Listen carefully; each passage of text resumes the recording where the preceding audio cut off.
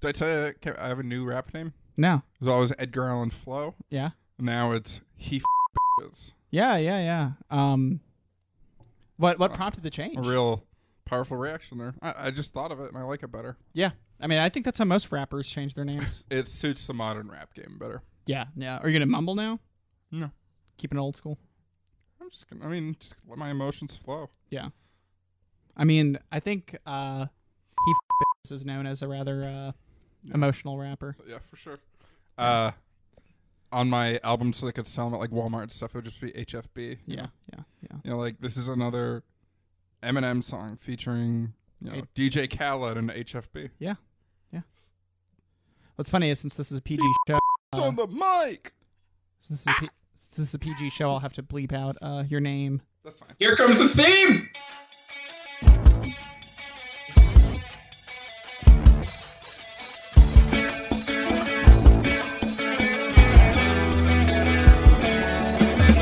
Hello and welcome to the Critical Breakdown, the podcast where we start at the bottom of Rotten Tomatoes and work our way to 100% fresh. I'm Max. And I'm Scott, and today we're talking Jurassic Park, rated 92% on Rotten Tomatoes, and chosen by you, the listener. By the listener. So for any new listeners out there, Welcome. And, Send us an email. Why'd you come now? yeah, before that though, just to explain, right. We started at the bottom of Rotten Tomatoes with the 0%, our first episode, and now we've worked all the way up here to the 90s. And for the 90s, instead of doing one episode per score, we're breaking it down. I choose one, Scott chooses one, and then you, our listeners, choose one. It's a real three-way, a classic menage a trois.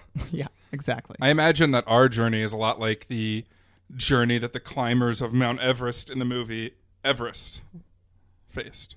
Yeah, I mean, maybe, but they probably were pretty hopeful starting out. I haven't seen Everest. Did they die? I'm sure some of them do. Yeah. And spoilers, one of us will die before this podcast finishes today. Boom. Who's it gonna be? I shouldn't do my own sound effects. I liked it. It added some heart. Yeah. Yeah. That means I'm gonna die. Max, what have you been watching?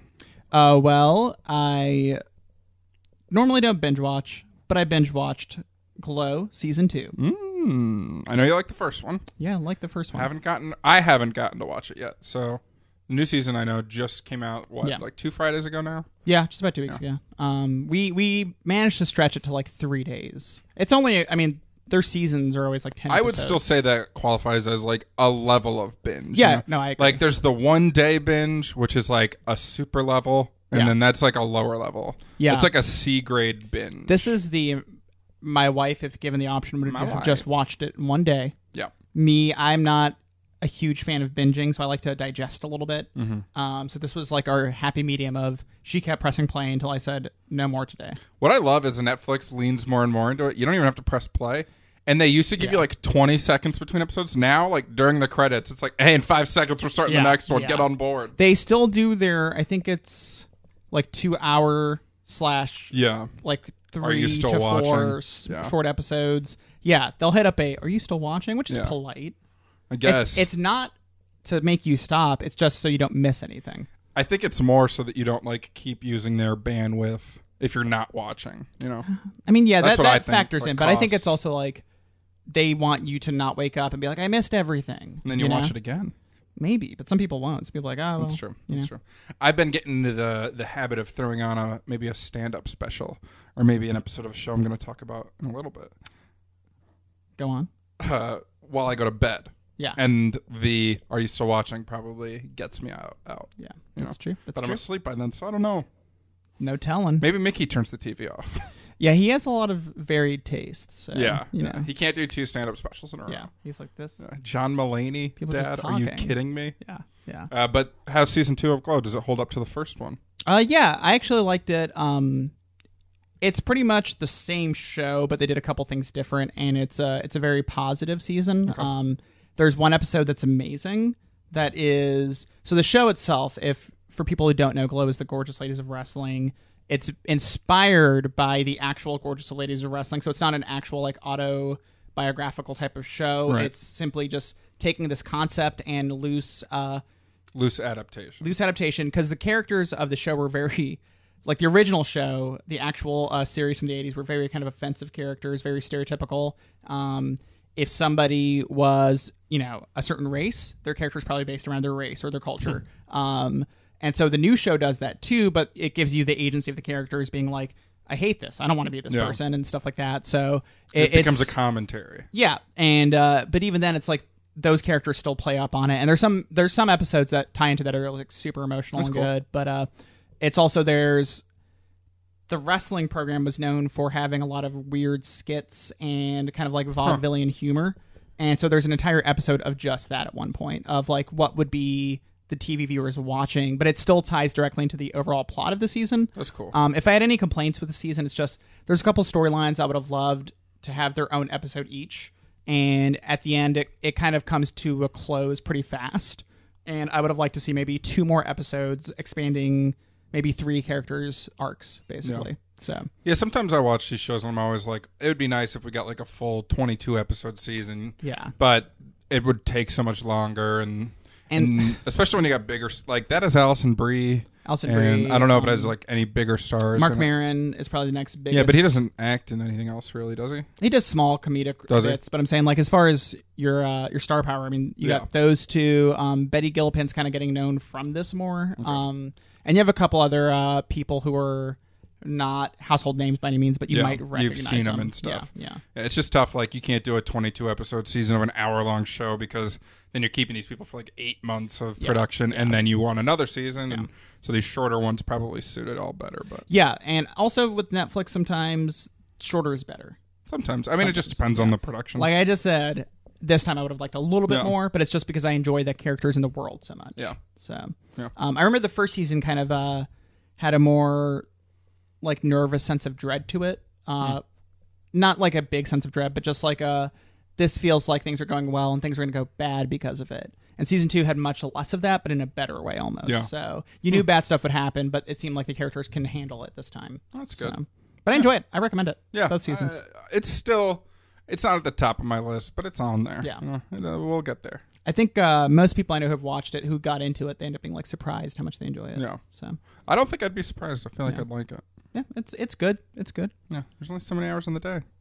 Speaking of... Especially when a few of your hours are already taken up watching comedians in cars getting coffee. They just added that to Netflix, right? Yep. Is it new or is it the whole run? The whole run was added a couple months back, and I honestly don't even know how many episodes there were. I'm watching it on my PlayStation 4. Shout out. This episode's brought to you by Sony. And I hit to start the new season, and I wanted to see who the guests were, but I couldn't get to the series page. Yeah. I don't know if I was just like not figuring it out and there was a clear way to do it, but I have no idea how many episodes there are in the season. I've watched 3. Nice. And they're funny. They have good guests. Zach Galifianakis, Ellen DeGeneres, Brian Regan so far. I mean, just comedians, I know you used to be able to watch it on Crackle. Yeah, and then... They made the right choice here. Well, Netflix has like a big content deal with Jerry Seinfeld now because he did another new stand-up special for him and stuff. I haven't seen it yet. Yeah, I haven't watched the stand-up special either, but the show's really good. It's just like like I'm going to drink my coffee. Jerry's going to drink his coffee.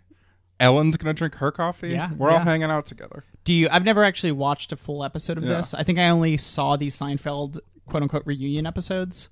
Do you feel is it just like funny watching, or is it more like an informative process? It's both. It's both. Yeah. They'll talk about like production stuff. Like in the episode of Ellen DeGeneres, they talked about how she was like the first female, I guess, to be brought on stage for Johnny Carson and stuff, maybe to do stand up specifically. And like I didn't know she ever did stand up. And it's just like cool to go through the histories of some comedians that I'm familiar with, but don't know too much about.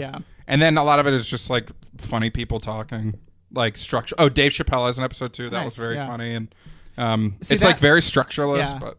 That's kind of... I would like to check out that one. Those two actually would be pretty interesting, I think, because they're so different in a way. Like Dave Chappelle, Ellen DeGeneres, and Jerry Seinfeld. I know they're not all at the same time, but I'm saying like each one has a very prominent career with a different path. But they all have like the same notoriety almost. Yeah. So that'd be interesting. The next episode, and the reason I stopped watching, and this is such a personal slap in the face at this person for no reason really, but it's Dana Carvey. Yeah. I stopped watching. I will watch it, but you got to be ready for it. Yeah. It's a really fun show. I mean, if you like Seinfeld's humor, you're going to like the show because Jerry is Seinfeld. Yeah. Like his episode with Larry David is hilarious. Oh, I'm sure. Just the two of them together. And it just is Seinfeld, basically. Like Seinfeld, everyone knows. Exactly. Yeah. They have a bit where it's like, my wife gets mad at me for drinking tea when we get coffee together. It's like, what do you care what's in my cup? They do this whole thing where it's like, coffee makes you warm, Jerry. It's just really funny. I don't know. It's just a funny show. Almost everybody I've shown it to that's like our age doesn't like it. Yeah. My dad really likes it though, until Alec Baldwin was a guest. I think also like if you're interested in comedians, for sure this is probably it. Or like the comedic process. For me, and for me it's I've checked out a couple, like I said, but I never accessed it because of Crackle. Yeah. Like you said, there's only so many hours in the day, so it's hard to. Well, on Netflix, it's there. Yeah. They got them broken down into like, it's weird the way they do the series. It's not like season 1, season 2, season 3. It's like a shot of espresso is the name of like one grouping of episodes, and it's all your like hard. It's like Louis C.K.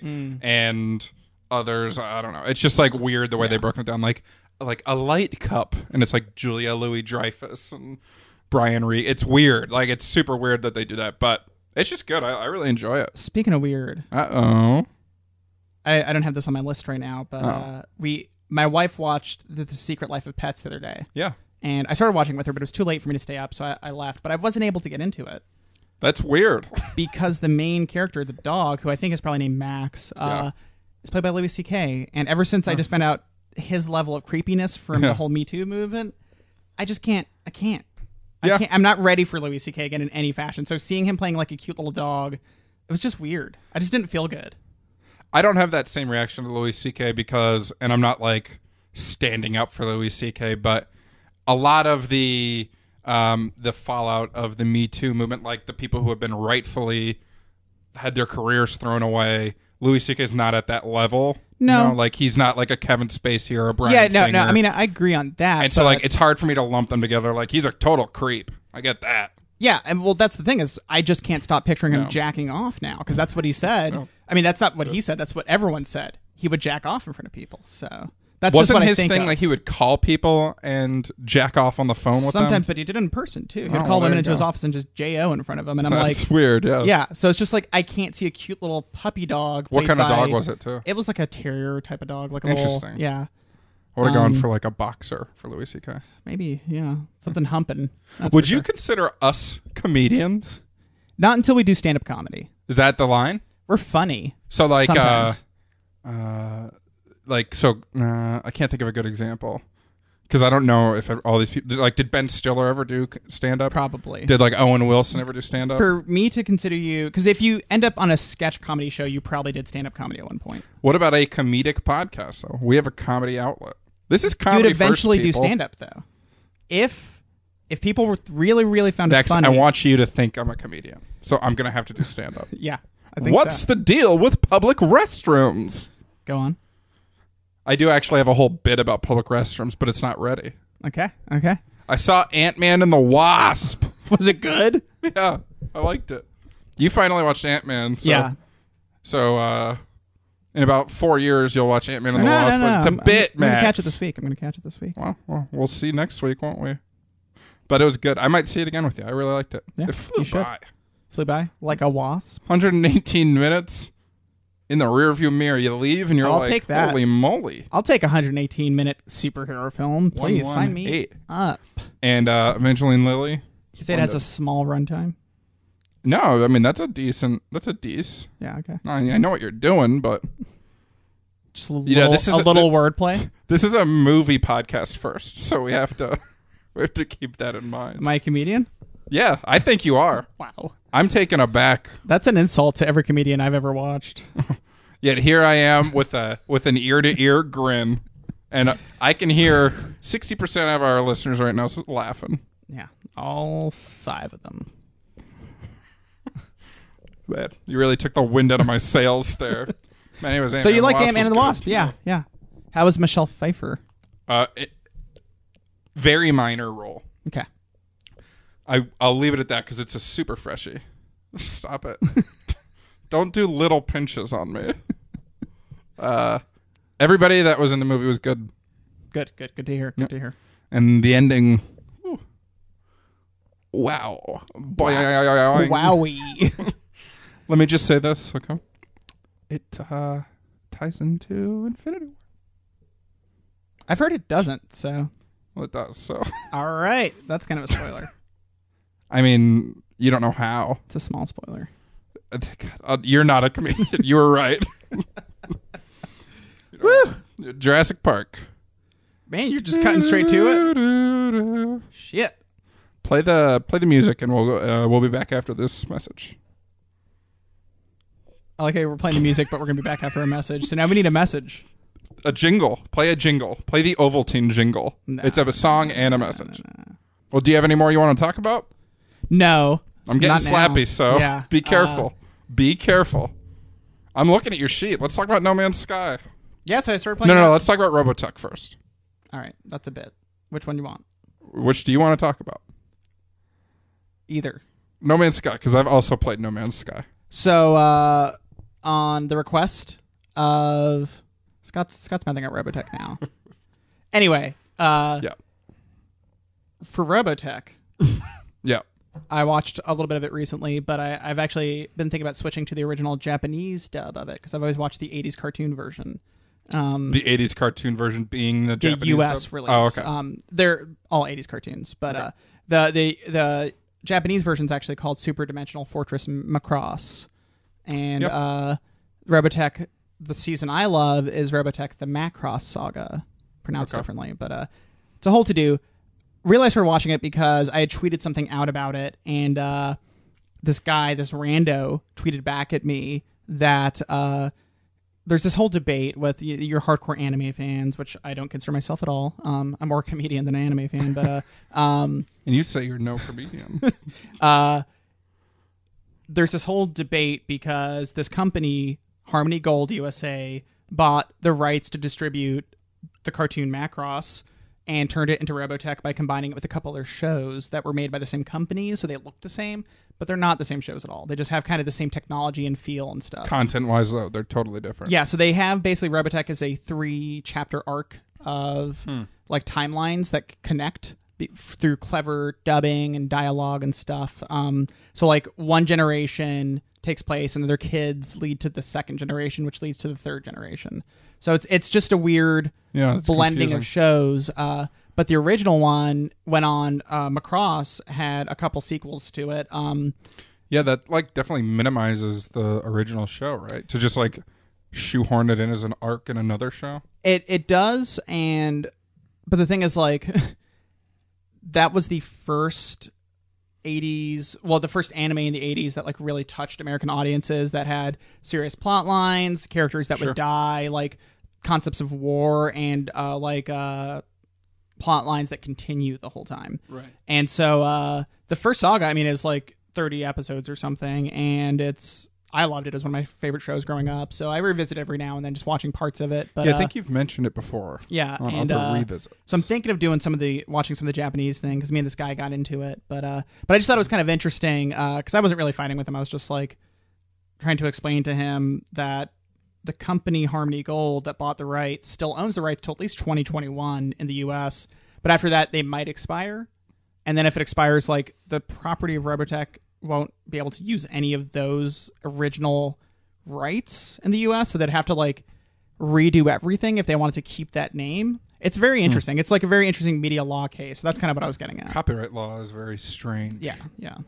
I did study a little bit of it in school, and I've always kept like some note of interest in it because it's just weird. Yeah. But there's not really much to do with it. It's just kind of fun to read all the nuance, the spaghettis, like twisting things that people get into with it. So the rigatoni, if you will. A lot of copyright law is changed by Disney constantly. They'll just have things changed because they don't want to lose the rights to Mickey Mouse. Which is their right, I guess, To a They degree. kind of play like the political system, don't they? Oh, yeah. They definitely buy people for it. So that sucks, but yeah. got to keep Mickey and... It's like I don't have a desire to create any Mickey properties myself, but... But you don't even have the choice. Yeah, exactly. And once Walt Disney's dead for like 100 years, who's going to really care? How long's he been dead for now? Probably like since the 60s or 70s or something. Yeah, so we got another 50 years before people care. Yeah, who knows? Who knows, man? The House of the Mouse. That's really most of it, though. So. Yeah. And then No Man's Sky, Vidya game. We don't talk about Vidya games very often. We don't really talk about too much, but I've been playing it. Our friend, I've been playing it as well. Frequent guest of the show, Taylor. What's your favorite episode Taylor's been on? Charlie St. Cloud. Always. Mine's Dune. Boom. Nice. No, it's actually Charlie St. Cloud. I was just naming another. If you're still a new listener listening, go check out any of new those listener. episodes. If you've stuck around to these two comedians, it's a great one, Charlie St. Cloud. And it's worth watching. I think it's on Netflix. Would you ever do stand-up comedy, Scott? Yeah. Would you? Yeah. That's interesting. I wasn't kidding earlier when I said I had a bit and everything. Like I have a whole thing about public restrooms. You know, the idea of I might be able to make like a little 7-minute set. And maybe a 7-minute on encore. Stage scares the hell out of me. No. But that's just me in general. So I want to prepare for my funeral. I think you're ready for the stage, man, because that was funny. Because at my funeral, it's going to be me on a stage in the coffin, upright. Okay. That's how the viewing is going to be. Yeah. Everyone buys a ticket. And I'm just there. They buy a ticket? Yeah, it's like a stand-up show. Okay. They buy a ticket. They go to the show. I'm going to heckle you if I'm still alive, then. Would you throw a tomato? No, I'll just heckle. Okay. I'll yell, get off the stage. Throwing a tomato is more of a... Shakespearean response. Yeah, it's a little more Shakespearean. yeah. And I think Shakespeare shouldn't be anywhere near my funeral. Yeah. Be the death of you. Ooh. You say you're no comedian. Speaking of death. Spielking of death. Wow. Steven Spielberg. Directed Jurassic Park. Nice. Which is our movie we're reviewing today. That was natural. Yeah. I'll edit it to make it natural. No, it was. Speaking to Spielking. I didn't say that. I did. For the record. I did, and I'm still supporting it. Okay. What's the plot synopsis of Jurassic Park? Do we really need to explain the plot synopsis? Some of us haven't seen it as an adult until That's true. This past Thursday, Max. During a preview tour, a theme park suffers a major power breakdown that allows its cloned dinosaur exhibits to run amok. Can you say dinosaur like that again? Dinosaur. I like that. Yeah. You do something with the I to the N. Dinosaur. Dinosaur. Yeah, I do. There's probably a name for that. It's like a accent? Umlaut or something. It's not an umlaut, but you know what I'm saying. Diphthong. It's a dip. Let's go with diphthong. Diplo. Yeah, so this is your first experience watching Jurassic Park, Scott. As an adult. As an adult. Experience Give the backstory, because new listeners. Yeah, and I don't think I've explained it before on the pod. So when I was a wee lad, a child of the age 5 perhaps, because this came out in 93, I was a cool 2. Yeah. And I remember we watched it at home, but I was so terrified by these realistic dinos that I ralphed everywhere. Yeah. Too scared to watch it. Got very sick. I think 5 to 6, that's a fine age to be too scared of this damn movie, man. I was still very scared watching it now. It's a scary movie. Yeah. No, when Spielberg does monster creature features and when he does scary moments, dude, it's always fun. Yeah. And it's always scary. Well, usually scary. Were you scared? I've seen this movie enough to not be scared, but there was a point where you got scared where the amount of fright you had actually put me into fright. Was it like, I should be afraid? Or were you scared of how scared I was? Yeah, your reaction caught me off guard, which made me instantly scared. It was only my blood once. pressure up. It was only once where you were like, You know what? I did that for you. Gave you that experience. Brought me back to that experience. Yeah, you're welcome. No, but I remember my first viewing when the T-Rex flips the car. Oh, yeah. That's scary. And it's there like breathing on them. And then it bites the tires. Like that freaked me out beyond belief as a kid. Oh, yeah. I used to rewatch it just to see that moment. What freaked me out was the sneeze on the girl. It was pretty gross. Just because those germs, Yeah, dino germs. How do you treat that? Big tissue. Really big tissue. Real big. Yeah. So this movie. Pretty legendary cast. Yeah. Samuel Neal. Playing Dr. Alan Grant. What's your favorite Sam Neill movie that's not a JP? Let's see. I mean, I did like Hunt for the Wilder People. Yeah. People's good. Yeah. That's probably my most favorite recent one. I'd have to really think about what else he's been in. Yeah, me too. He did a really good TV Merlin movie back in the day. Okay. Was he Merlin? Yeah. I like that. He was a good I like Merlin. that casting. Yeah. They should remake the 2003 Merlin with him as Merlin, or the 2003 King Arthur with him as Merlin. Okay, yeah. Clive Owen as Clive Owen. Laura Dern. Dr. Ellie Sattler. Yeah. I'm not a big Laura Dern fan, but I did like her here. This was my first exposure to Laura Dern, and I think since this film, I've always loved her. Yeah. Probably because of this film. She's good. Yeah. So it worked. she's my girl. So there you go. Richard Attenborough. You guys might know him as John Hammond. Yeah, or Davy's brother, David Attenborough's Attenborough's brother. Which is cool that they had that. Yeah, it is actually very cool. David Attenborough, of course, the voice of the Planet Earth documentaries, amongst others. Yeah. Known animal conservationalist. That's probably more notable, but I think Richard Attenborough has passed, correct? Yes, he has. Yeah. David's still with us, but Richard's gone. Yeah. Rest in peace, Richard. Yeah. And then, of course, B.D. Wong plays Dr. Henry Wu. If you guys have kept up with the Jurassic series, then he has made appearances in Jurassic World and Jurassic World Fallen Kingdom after a 2-minute appearance in this film. Yeah. Jurassic World 2 is actually sort of a big character. Yeah. And then Fallen Kingdom, sort of. He shows up less, again. But yeah. He pretty much has one scene in this, doesn't he? Yep. One scene. He's good in it. He's in the book, which I can reference more frequently throughout this episode. He's a more vital character, but has a different outcome in the end. So okay, he dies. And the book is written by Michael Crichton. Michael Crichton, yes, who also did Westworld. Yes, he's done quite a bit that's been adapted. Yeah, and he has worked in the industry himself. He has written a couple scripts and stuff, and he's one of the best writers. He was one of the best writers for like science fiction that feels real. Yeah. It feels like you're there. Yeah. And even for his more kind of outlandish ideas, it still always had kind of like a grounded in reality feeling, but still very fun. And you honestly feel smart reading. Like you're learning while you read his books, and it's kind of fun in that way. So, we also have Samuel L. Jackson, which actually really caught me off guard. Yeah, there was a voice, and I said, "Hey Scott, who's that voice?" And you were like, "I don't know, Samuel L. Jackson." Yeah. And you meant it, but you were like, "This is going to be like one of those things where people just know it's his voice, and he was a nobody, so who cares?" I thought that he was just going to be doing the voice as like a little cameo. Yeah. But then he ended up actually being a character. Yeah, plays John Arnold. Jarnold, as we call him, and then Wayne Knight as well. Making his return from Space Jam. Playing Dennis Nedry. You know, he was very wholesome in Space Jam. Yeah, he was the only one who cared about MJ. Oh, yeah. And then that's because he was playing Wayne Knight, who is a wholesome person, I think. Yeah. Dennis Nedry? Everything I know of Wayne Knight, though, so there's Newman, not wholesome. Not wholesome. Space Jam, wholesome. Mm-hmm. Jurassic Park, Nedry, not wholesome. Not wholesome. No. So that's 2 for 3, not wholesome. Yeah.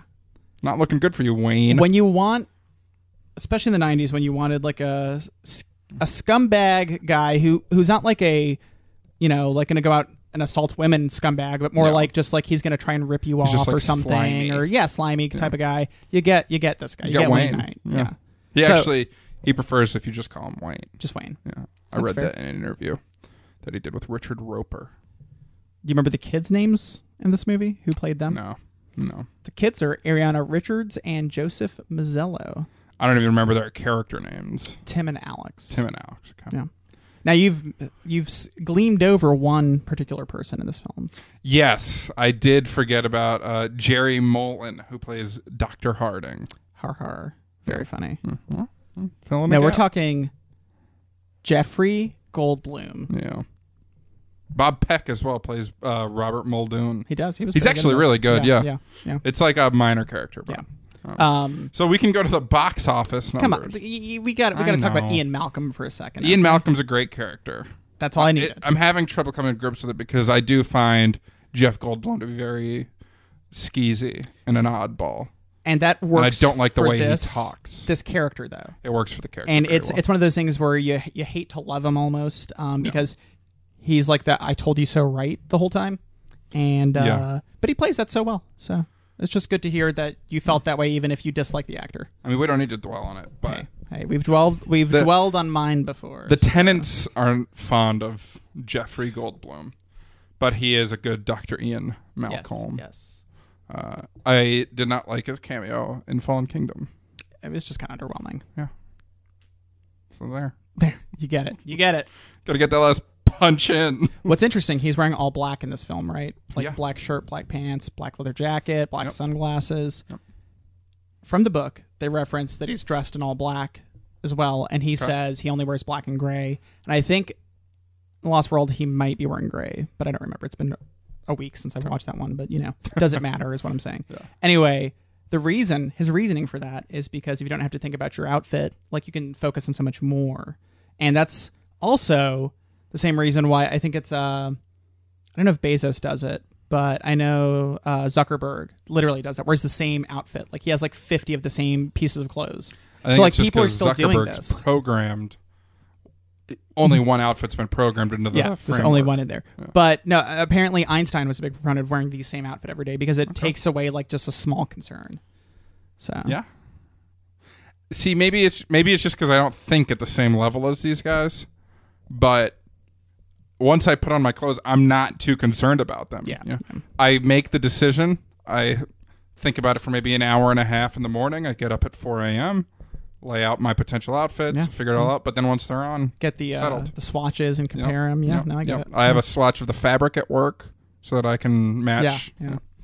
But then once I've made my decision, it's done. What are you going to do? Yeah. So maybe a little flaw in the machine there, because I don't know. I think that's very silly, even for those real people. Hey. Al. That's what I call Albert Einstein. Just Al. I mean, you can call me Al. He said it himself. It's all relative. Yeah. This guy says he's no comedian. So you were mentioning box office. Yeah, man. Wow. That almost says all I need to say. But you know what's cool? $63 million budget. Not that bad. They really should have gone for a $65 million budget. I was saying they should have gone for $69 million budget. We're different pages here, but yeah. Why 65? Dinosaurs, man. They went extinct 65 million years ago. Yeah? Is that confirmed? Well, non-avian dinosaurs, yeah. I believe you, but... Because, 1 or 2 million margin of error, right? I don't think in this case. Do they have it nailed there? Okay. Well, 63. You know what? The extra $2 million probably went into marketing. So. I'm sure this movie had a $2 million marketing budget. Yeah. Domestic run $402 million. Gangbusters. 93 money too, right? That's 93 money. Whew. We aged that up to today's money. There's no way to know. Yeah. And it's actually very possible to know, but we don't have that. Yeah. Guess how many movies did better in 1993? You already named all of them because none did better. It was the number one movie in 93. That's the way I did that. Yeah. Number 2, Mrs. Doubtfire. We reviewed that as well. We did. It's good. Yeah. Yeah, we felt a little weird about it, but overall, it's a little weird. But the Robin Williams-ness carried it across the plate. So, yeah. Well put. Domestic run $402.5 million. Mm-hmm. I already said that, didn't I? For Jurassic Park or Mrs. Doubtfire? Jurassic Park.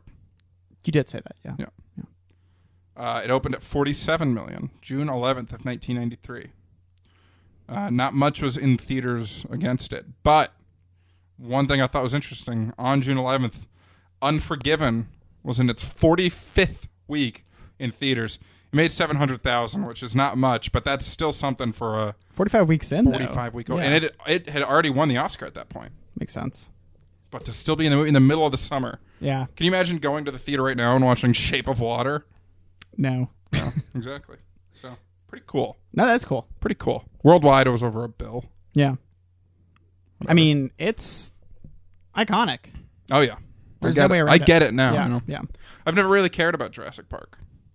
I mean, having tapped out for a break when you're a kid, I get that. But I will say for me, Jurassic Park was one of those, after Star Wars, this is like my movie that I've loved Your my entire series. life. Yeah. So even though I think most of the other movies aren't, they're not even like a foot candle compared to the first one, this film alone was enough for me for years because, came out in 93. I don't think I got to see it in theaters. I think we got the VHS tapes, like the VHS tape right away. But I got the adaptation. This is even funnier. I got the adaptation book that was meant for like younger readers.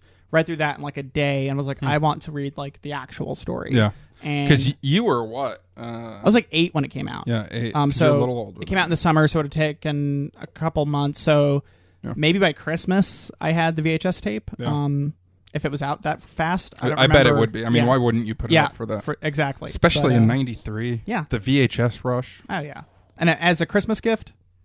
But yeah, Easy. so I mean, I started getting Jurassic Park toys, was getting the books. Did you have action figures of any of the characters? Yeah, I had... Dr. Alan Grant? Or I had Alan Grant, and I had Tim, and I had Muldoon. Oh, a Muldoon action figure would be sweet. Yeah, he had a bazooka, which is actually from the book. He never had a bazooka in the movie. He had like a rifle. Wasn't there a bazooka in one scene? I don't think so. What am I thinking of with a bazooka? He does a rifle. He like unfolds. That shotgun. I think. Yeah. I watched something recently that had a bazooka in it. Maybe Ant-Man and the Wasp. Did it? Or comedians in cars with coffee. Yeah, that's what it was. Yeah. They get in that Sherman tank. Yeah, and just fire off a couple bazooks. No. Yeah. I mean, the merchant. This was. I mean. Yeah, merchandise was crazy, man. Movies of the 90s, right? Oh yeah, yeah. I mean, it was so big that it was everywhere. There's references and everything. Toy Story makes a reference to it. Yeah. Like, that was a funny joke I made when we watched. Yeah, yeah. You said this was inspired by Toy Story. Yeah. So, no, I mean, and that's the thing is, it's one of those films where it's quotable. Yeah. It's good. It's ubiquitous. Yeah. The dialogue is smart. It's funny, but it's also scary. So it's like the perfect match. And it's like the perfect pop culture engine. Yeah, yeah. And it's a movie where you're not dumber for watching it. No, this one, Jurassic Park. This one, for sure. Yeah. I'm not talking the whole series, just this one. But yeah, so I mean, as a kid, it very much inspired me. For a couple of years, I was interested in paleontology, like as a serious path. Apparently, a lot of people. Yeah, it put an upswing in it. And this movie also was the first film that really pushed a lot of new paleontological theories out in the open. So before this, if you saw anything with dinosaurs, they were slow, lumbering, big lizardy creatures. This was the first like big pop culture thing that redefined them as being related to the avian species in a way, birds, being bird-like. Since then, they've made more discoveries of like feathers and stuff like that. Sure. But at the time, I mean, just having a raptor that moves like a bird of prey was revolutionary for the pop culture. Science had already kind of uncovered this to a degree. And I think Roy Backer, not Roy, I don't remember what his name is. There's a paleontologist who worked on the crew basically to help them establish everything. Sure. And he's kind of like an Alan Grant where he knew like the cutting subject matter expert. Yeah, one of the top people in his field. So he definitely was like a specialist kind of for the film. So it helped them really nail down a lot of details that had been new discoveries. So even then, it was like redefining dinosaurs, because before this, like I said, everything's slow and you can outrun a dinosaur and the old thoughts of it were claymation little monsters. But and this, it made them legitimately scary and legitimately cool too. Yeah. So that was like a huge thing for me because I was already into dinosaurs. So seeing these like new thoughts come out for sure were awesome. And just like the visuals of it, which were revolutionary at the time, the computer work on top of the animatronics and the way they use computer and animatronics together, it's aged incredibly well. Yeah. Like we've watched Dungeons and Dragons. I'm thinking of the heavily CGI movies. We watched Dungeons and Dragons, Fantastic Four. One of the better heavily CGI ones we've watched is a newer one that was a bad one at the same time, which is Jupiter Ascending. Yeah. Plenty of CGI. It looks like CGI, but it looks fine. Yeah. And that's the thing, it's like a lot of movies achieve it where it just looks fine. Yeah. And a lot of those also, if it's an outlandish thing, like a space thing, that's easier to achieve than when you're trying to make a living creature. To something. Yeah. So with Dungeons and Dragons, I mean, I don't know if their budget was like a Subway $5 foot long and like $20 or something, Hang but on a second. it just flipped back. But yeah, I mean, they definitely did not use that budget for the best way possible. But I mean, going into that movie, it's like nobody took it serious, I actually don't have the budget written down on the D&D page. I'll get back to you. But the important thing is that they use their effects the right way, and it's aged well. Yeah. Like you can look at other movies from that time that probably looked good at the time because CGI hadn't been anywhere, obviously, and and they don't age well. Yeah. Or I always compare it to in video games, like the first ever 3D games look fucking awful now. Yeah. Like GoldenEye looks terrible. Yeah.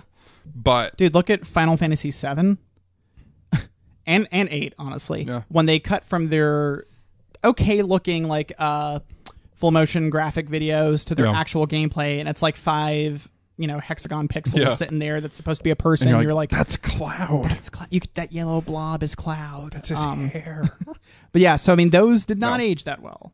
This, however, aged very well. And it's not just about the amount of CGI you're using or anything. It's just the way you use it. And they do a good job of using the animatronics for like those real interactions that the characters have. Yeah. And it makes the performances better too, because on one hand, you could have an actor who's just looking into a green screen. And you're like, okay, and now the dinosaur's right in front of you. Yeah. React to this. That's so much harder to do than when you actually have an animatronic there. So they had originally planned to use stop motion for this. And Phil Tippett was the guy who was going to be doing the stop motion. There's a huge meme with him because he's listed as, I think, dinosaur supervisor. Or dinosaur. I think that's a hell of a business card to get made. There's a meme that says you had one job, Phil, and you failed because the dinosaurs attack everyone, obviously. So that's Wayne Knight's fault. Yeah, in a way. Most directly, yes, but we'll get to that in a second. We'll get into it. But the studies he did on animal movements and just how to animate the stop motion, they actually used into the computer graphics. Oh, that's cool. So that's what his supervision was studying how the animals moved, transferring that to this.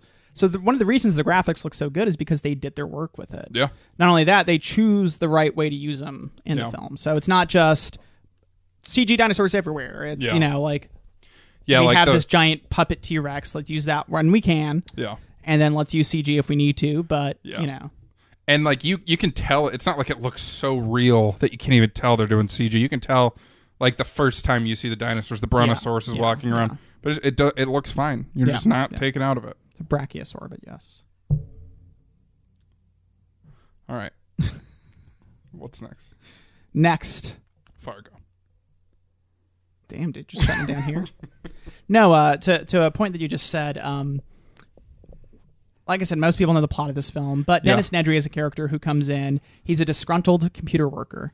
Yeah, from the start, you see him eating a ton of mango. He's a mess. And he makes the other dude pay for him. Dodgson. That's one of my favorite scenes. Dodgson, see, nobody cares. Yeah. Like, that sets the tone for that character so much. But don't get cheap on me, and he stares at the receipt. Yeah. He's tasked with, he works at Jurassic Park with their computer systems of some sort, of the whole IT infrastructure. It's a Unix system, yeah. It's a Unix system, yep. And he's going to steal some embryos and take them off the island for some competing group, just because he needs the money. And then, like, every time you see him, like, his desk is a total pigsty, and he's just disgusting. And but then he makes sure, he tells Dodson, he's like, oh, don't worry, I have an 18-minute window where I can get out. And then so he sets off his plan. You know what he's trying to do. And then it all goes wrong because of this crazy storm. So it's a good setup. And then from there, everything unravels. And that setup ties perfectly with the mathematician's theory of chaos, which is, systems are designed to go a certain way, but everything that can happen will happen, basically. Like, things will go wrong. You can't predict it to a sense. So even though if you have a really well-tuned system that should work, the minute something can go wrong, the mere fact that it will go wrong in a sense. Yeah. So you just can't really count for everything. Yeah, like, for example, my body is a perfect system. But the minute you introduce a box of frozen mini chocolate eclairs, everything that can go wrong will. Yeah. So, I mean, expanding out on that, if you cloned a bunch of dinosaurs instead of these eclairs and put them on an island in a zoo-like setting, sure, this this hacker bullshit guy might mess it all up. Yeah. But if a hurricane's coming in also, that's not going to make it easy. Yeah. If you have people there when the systems aren't fully ready, that's not going to make it easy. No. So I mean, there's plenty of things, Yeah.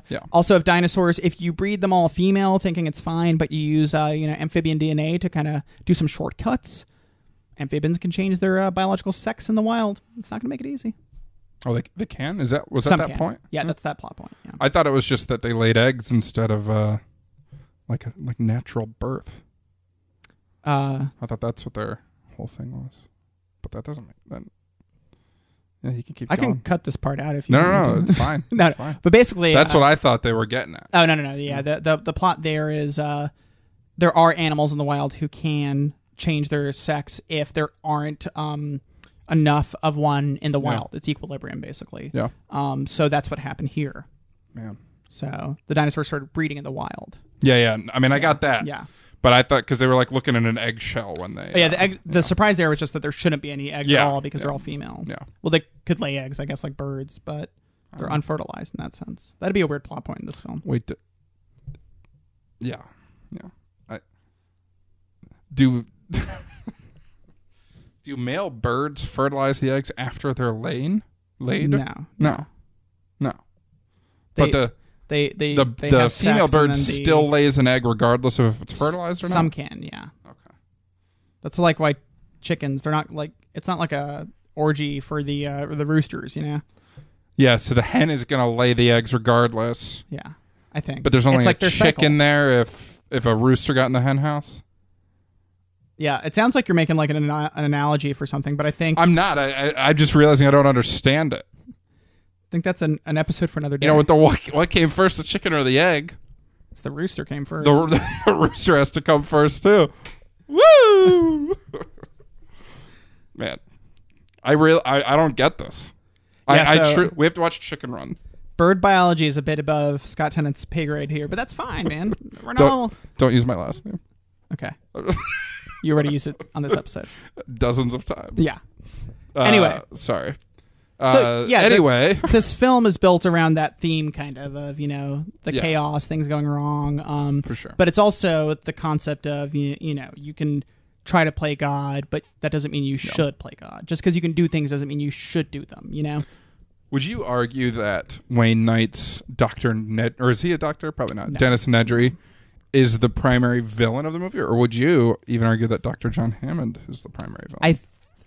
And see, the thing, villain doesn't maybe necessarily work in this case. It's maybe like there's 3 antagonists. Yeah. It's and you could actually kind of sum it down to 2. It's man versus man and man versus nature. Man versus man being, you know, Nedry and Hammond versus these people are just inspecting the island, doing their normal stuff. These two are, one of them is actively sabotaging a system for personal gain. The other one, I mean, is kind of tweaking the system, being Hammond. The other one sabotaging it, being Nedry. But he's tweaking a system of genetics for personal gain because this is all obviously for fame and fortune. Plus, it's like bringing people, including his grandchildren, putting them in danger. Yeah, he knows that the system's not ready. But at the same time, he's so full of himself that he thinks it's fine how it is. You know, it's his own hubris that unravels Jurassic Park. Those two plus nature would definitely be like the primary antagonist of the film. Like if I were Dr. Grant, you know, on the helicopter ride off the island, like the person I'd be most mad at is Hammond. Oh, for sure. Yeah, it's kind of funny where he's like, it's a funny line, but I agree on that. I would be like livid. Where it's just like, after careful consideration, I've decided not to endorse your park. And he's like, so have I. You know, that's like a funny exchange, but it would be like, what the fuck were you thinking? Like, listen here, you little shit. That's what I would say to him. You old bastard. Those are your grandkids. Yeah. Like, and they're my kids now. I dig up bones for a living, you know? It's amazing. Yeah. I would be livid, for sure. Because the whole reason that Hammond brings Dr. Grant and I guess Dr. Statler is just because she's with Dr. Grant. Yeah. I mean, he needed 2 experts. He needed Grant and Malcolm. They needed a second expert because whoever the lawyer says is like maybe the investors. Yeah. They're like, Dr. Malcolm's a little too out there, so we need another guy. Yeah. And then Statler's just along for the ride. Yeah. She ends up playing like vital scientific roles. She's key. Yeah. That's one of the best things about this film, too, is... while the character of Lex isn't... I mean, she's a little screechy and annoying. That's the granddaughter. She plays the character of, like, being scared very, very well. Yeah. But at the same time, she's not completely, like, helpless because by the kitchen scene, she's protecting her brother. Yeah. And it's a cool turnaround for a character that primarily... And in the book, she's actually younger than her brother and is, like, more... She needs to be saved. So in the movie, they actually kind of changed it to make her the older one, and that I think added a lot to it. Where in the kitchen scene, she's protecting her brother, Yeah, and by the end of the movie, I even came around on her a little bit. Like, at the beginning, the whole time, she's just like, I don't want to see the dinosaurs. Like, can we go now? Stuff like that. And it's annoying. Yeah. And she has, like, a good screechy yell. Turns to, like a scared child way hard. You know? Like, she's, like, freaking out completely. But then, with her and then Dr. Sadler, Ellie Sadler, she's, like, very competent.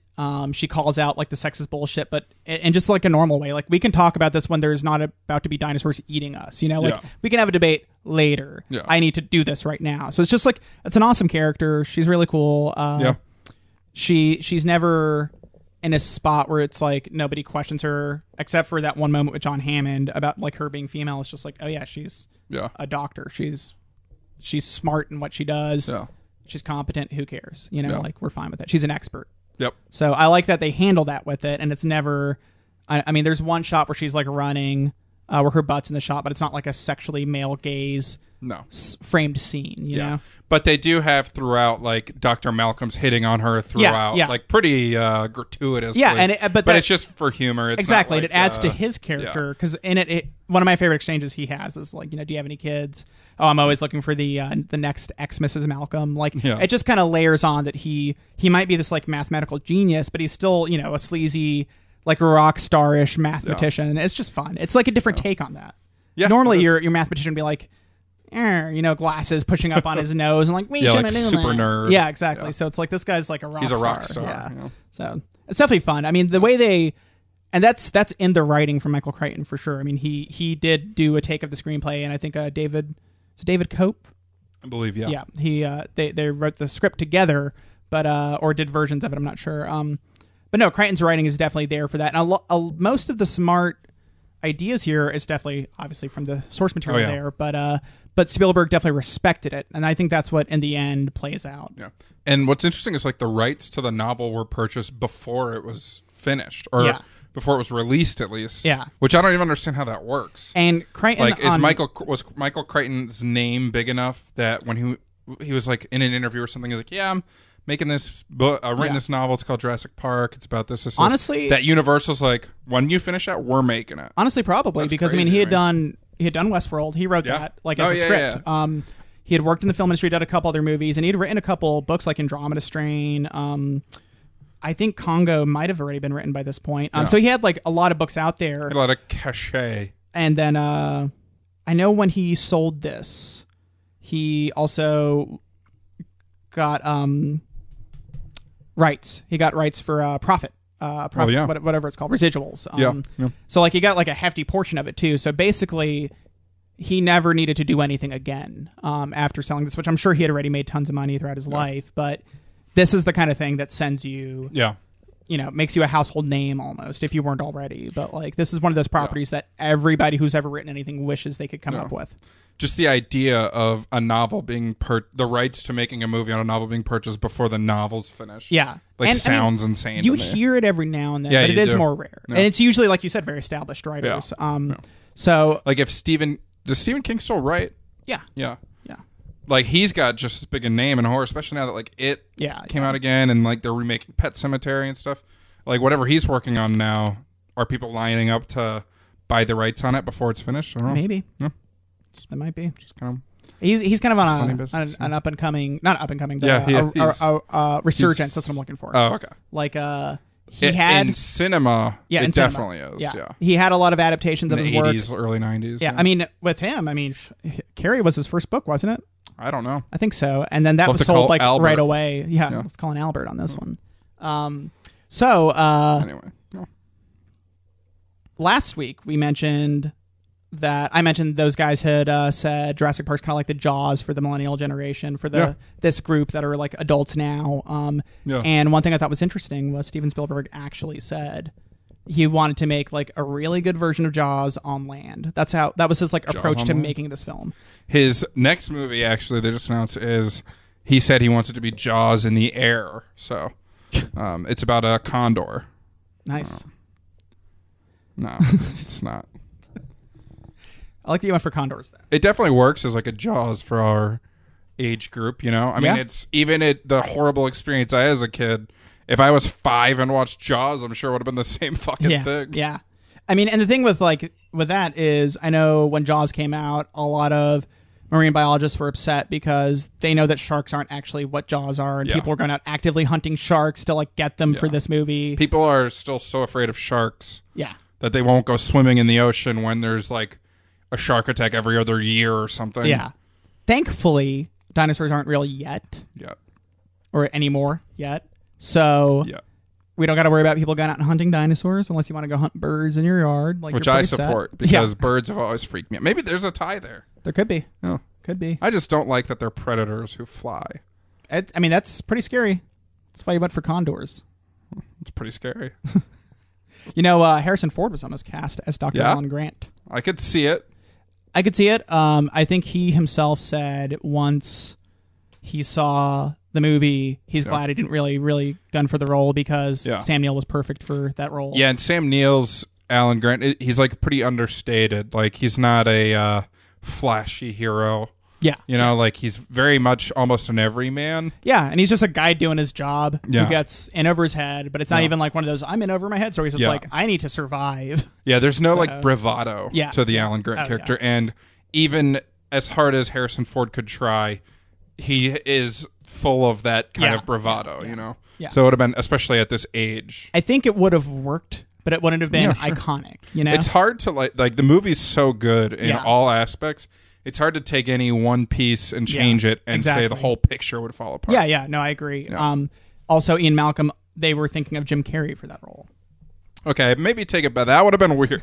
No, actually, Jim Carrey, especially at this time, now he's way too out there. Yeah. And I know there's some stuff in his personal life that's weird, but in this day, it's kind of easy to see. It's kind of what makes me laugh is they were both in a movie called Earth Girls Are Easy together, where they were I think aliens. There were aliens. I think one of them was painted blue, one was red, and I want to say there was a Wayne's brother who was painted yellow or something. And then they turned to human color once they're there. But it's a bad movie, and it just made me laugh that those two were the considerations for that. Which there's a time period where I could see Jim Carrey carrying a character like this. Yeah. No. But I could never. I honestly could never see anyone else as Malcolm. Yeah. I mean, it's Jeff Goldblum. It's not 2018 Jim Carrey. Exactly. Yeah. The Cable Guy era Jim Carrey. From there, that's an out there role too, though. Yeah, but still, I know what you're saying. Now he's too out there. Yeah. But there was a point where he could have landed some kind of scientist like this that felt believable. For sure. So, we're the 2000s oversaturated us with Jim Carrey. Yeah, Liar Liar. Once he hit that star power, that stuff, he was just too out there. Yeah. But it could have worked here. Yeah, I mean that's the thing is there's versions of this film that work. I don't know if I think I mentioned this off the mic, but James Cameron wanted to make a bid for this film, the film rights, and he was too late with his offer, so they didn't get it. But once he saw the film, he also was Spielberg was the right choice. Obviously, he has some similarities with the Alien series of scary monsters coming after people. Yeah. But, this one needed the whimsy, needed the magical that Spielberg the wonder. could. Yeah. And James Cameron, he can capture that sometimes, but not to that level. Yeah, Titanic, in the beginning of it, he definitely captures Titanic the wonder. has some wonder. Yeah. But look at Alien when they're on that alien planet and stuff. It's pure. I mean, Alien's an out and out horror movie. Yeah. So it's not a great comparison. Look at Avatar though. I mean, that was a pretty forgettable world. Yeah. I couldn't tell you any distinguishing thing about Na'vi, right? Yeah. Is that the race? That's the race. Yeah, and Pandora the planet, maybe? is the planet. Pandora is the planet. Yeah. Yeah. I can't tell you anything about Mother Trees or whatever, but Jurassic Park is iconic. Even as someone who I'm not a big fan of the series as a whole, Jurassic World and Fallen Kingdom are best for me. Yeah. But even still, they're very well defined, and the reason Jurassic Park's so good is because of that wonder. Yeah. And that's what Fallen Kingdom, in my opinion, lacks. And I'll agree on that. Can't do anything to make up for that, and it makes it a worse movie. And I know the sequel to Jurassic Park, which I haven't seen, we talked about it last week a little bit, I think their failure may be in you start to lose that sense of wonder in the dinosaurs. I mean, I'll definitely agree because once that genie's out of the bottle, you can't put that back in. So once the wonder's out, it's tough. Yeah. Which is, for me, I think one thing that can help for future Jurassic movies, if they really want to do it, was kind of blend genres and move away from from the formula. But at the same time, my favorite part of Jurassic World: Fallen Kingdom was them going to the island again. And seeing that's like the part of that movie that has the wonder again. So it's like it's tough because how do you balance that? You know, how do you can never recreate that first section of Jurassic Park where things are working, even if they're falling apart, they're working. Yeah, nobody's in danger yet. Once they're in danger, it's ruined the whole thing. Yeah, it was you've ruined the lightning act, in a bottle. Yeah, you know, you can't recapture it. But like I said, there are things you could do. I like the Lost World Jurassic Park a lot. The sequel. That's two. It's not great, but it's a fun, like thrilling film. Yeah. And it comes together as a decent package now. Like many years out, it kind of is a better film to me in retrospect than when I first watched it. Yeah, I mean, when you first saw it, it's immediately following Jurassic Park. It's immediately following it. I had read both books already, like in depth, multiple times. And the original Jurassic Park novel is The Lost World, right? No. Yep. I was just clarifying that for everyone else. What? No, but Michael Crichton I think I mentioned this last week, he very rarely does sequels to his work. I don't think he ever did except for Lost World. So he was hesitant to even dip back in. In the original book of Jurassic Park, the character of Ian Malcolm, they mentioned he just kind of dies at the end, just kind of offhanded because of his injury. And then The Lost World, Ian Malcolm is the main character. So it opens with them being like, the Costa Rican hospital mistakenly thought he was dead. So they have to mention it. But his reasoning for it was, I think in the first Sherlock Holmes story, Sherlock actually dies at the end. But Sir Arthur, one of them he does. Well, the original one is what I'm saying. Okay. Sir Arthur Conan Doyle brings him back because he wanted him for the next story once he realized he wanted to make more. Yeah. And he was like, when I thought about that, I knew I could do the same thing. So I did the same thing. He came back to life because I need him to come back to life. It's funny to think, did they do the same thing in the movie where it's like the hospital mistakenly thought he was... No, because they never... Because in the movie, it was just a leg injury. Yeah. And it's not that major. So, I think they knew the character of Malcolm was too good to let go that way by that point. So, I mean, I think Gennaro survives as well. The guy, the lawyer with the shorts. Does he? In the book version, because he's a different character. Okay. They combined like 2 to 3 characters to make the lawyer that way. Okay. He's still kind of a coward, but he really cares about the kids and wants them to be safe, basically. Yeah. Other than that, he's kind of... Yeah, in the movie, he's very clearly mega dies. coward.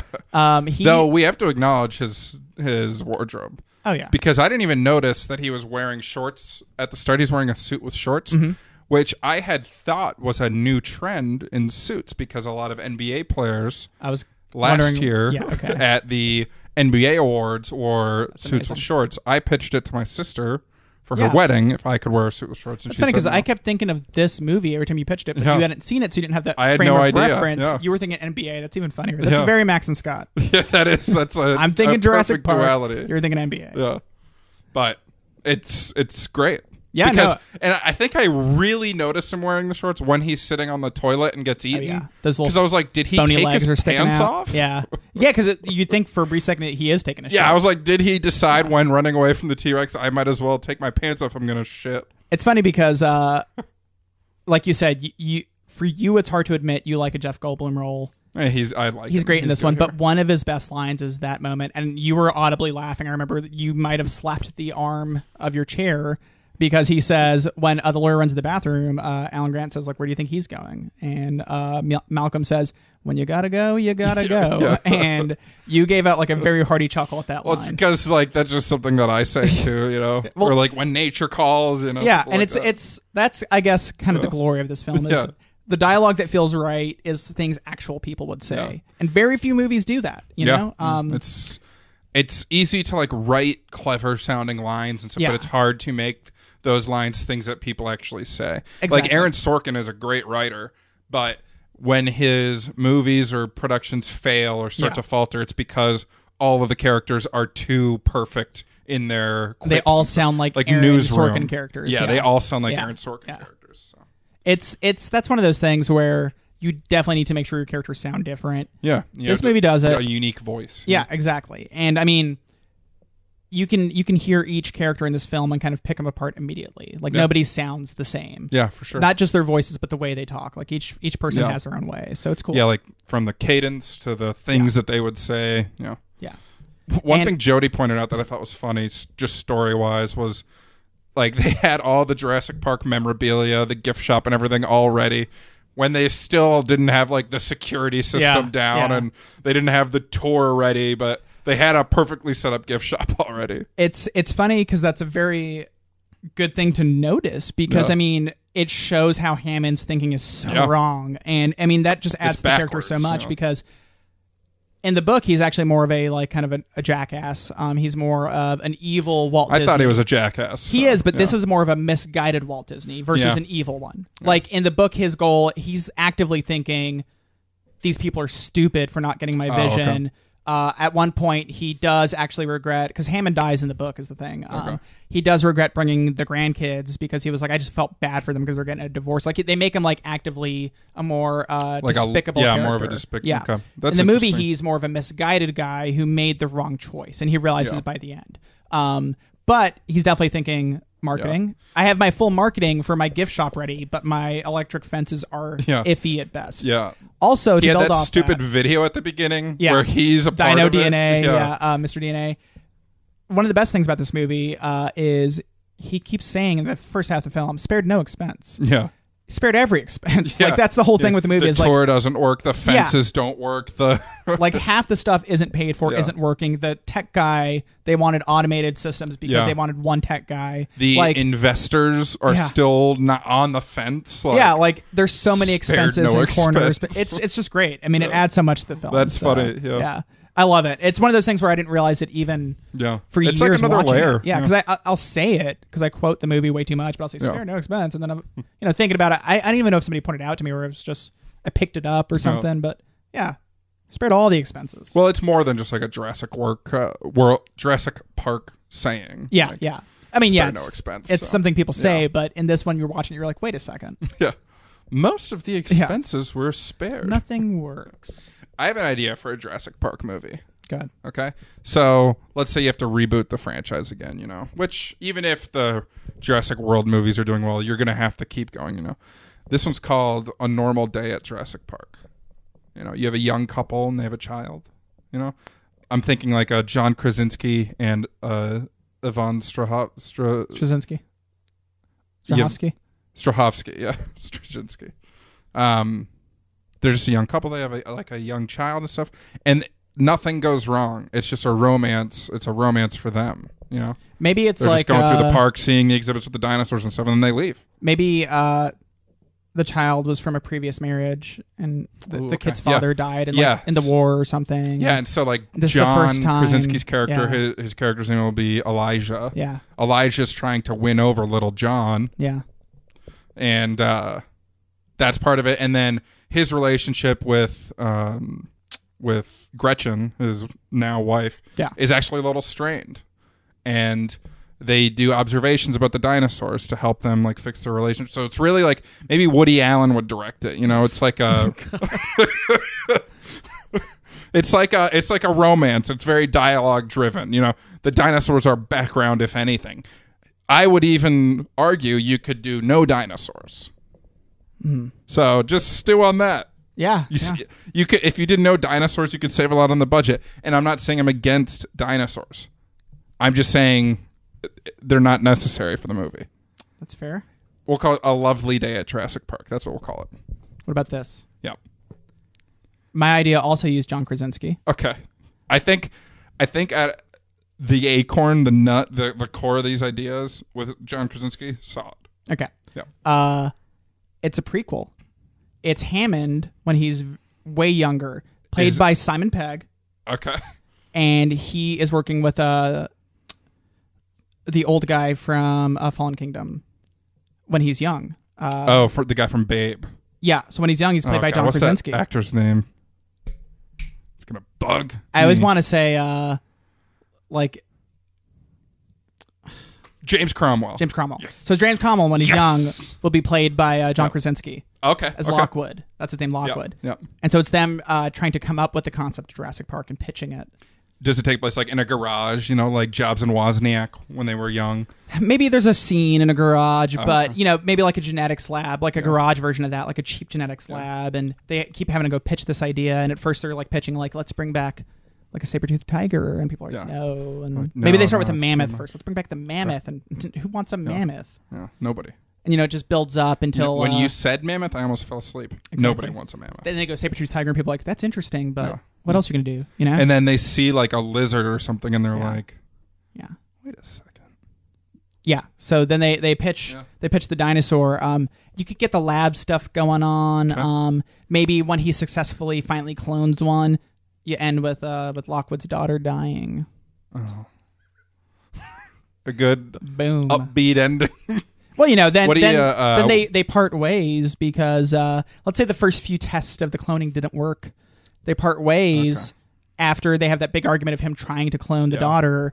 And then it ends with Hammond cloning the first dinosaur. So Fallen Kingdom. Yeah, they're all over the place, man. I'm sorry. Well, we very subtly danced around it last week. I'll just cut that part. No, it's fine. Yeah, it's fine to keep it in. Truly, it doesn't matter now. The movie's been out for 2 weeks. What do you call your movie? Jurassic Lark. No. You wouldn't be able to use the name. Jurassic Start. It'd be like the first. I don't know. It'd have to be something like that. The first dinosaur. Just Jurassic call it Park. Amber. Amber Alert. No, that's a little weird. Maybe Jurassic Startup. What was the age before Jurassic? Was it the Mesozoic? you have You could call it the Mesozoic Park. You have Triassic, Jurassic, and then Cretaceous. Which one was first? Cretaceous? I think Triassic was first. Triassic was first? Yeah. You could do something with that. Yeah. Yeah, that's true. Be 2 guys in a genetics lab. That'd be the name of it. There you go. Yeah. No, I'm in. 2 guys, a girl, and Dino DNA. I liked the other name better. What's your favorite part of Jurassic Park? The scare was like, it's a fun scare. We didn't specifically say what the scare was. Why don't you tell people what scene it was? After, the T-Rex scene was very terrifying.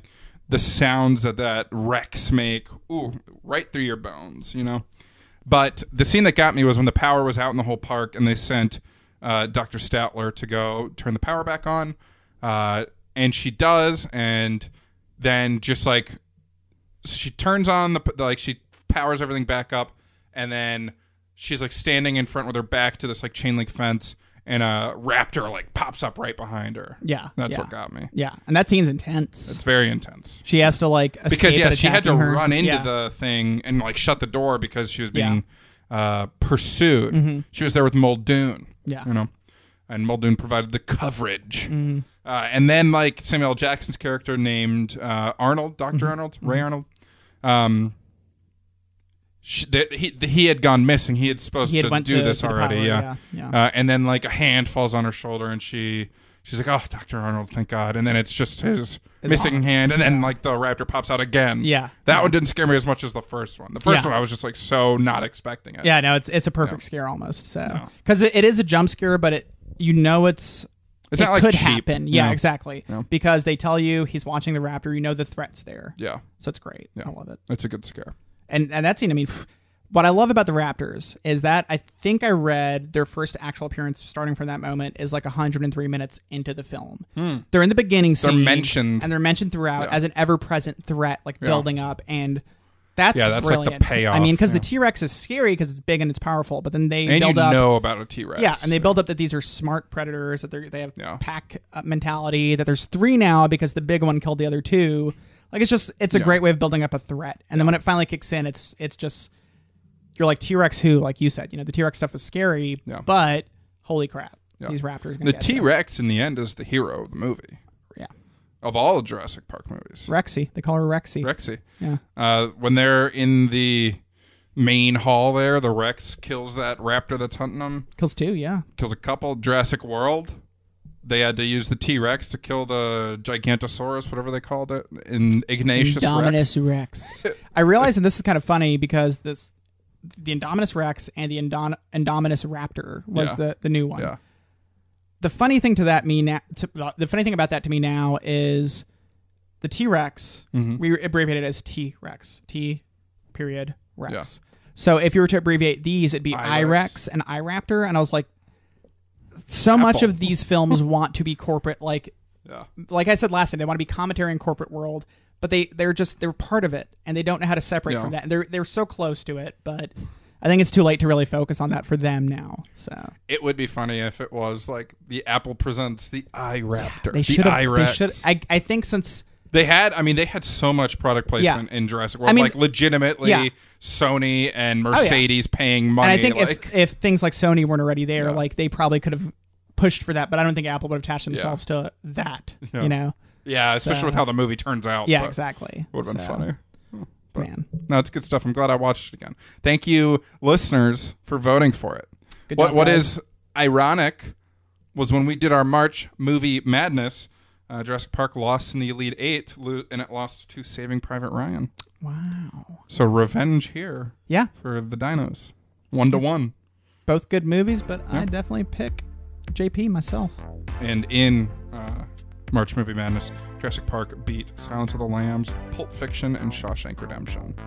So that's some heavy hitters it went up against. Yeah. Heavy hitters. It's a film that people love, and it's in a lot of people's top 10s, and I get it. Yep. It's probably in mine. So there it is. You heard it here first or last. But you heard it here most recently. Max, where can the good people find us? You can find us on a paleontological dig in the Badlands, or you can find us at thecriticalbreakdown.com. Not now, but soon we'll have another poll up at our website /vote. Tune in next week. Yeah, you'll hear more about it then. Yeah. You can find me eating ice cream and Jell-O with a couple of velociraptors, or you can find me at Max Rivera Film on Twitter. You can find me flirting with Dr. Ellie Satter. Or you can find me at breakdown_Scott on Instagram and Twitter. Or you can find me at Stannin2 Letterboxd. Last week you said you were going to actually look into changing it. And this week I will. I'm doing it right now, folks. Our music is done by Jason Brown. Artwork's done by Josh Rivera. Wally's the podcast raptor. And we're extinct. Ooh, nice. Next week on the Critical Breakdown. Scott, are we watching Fargo, rated 93% on Rotten Tomatoes? You betcha.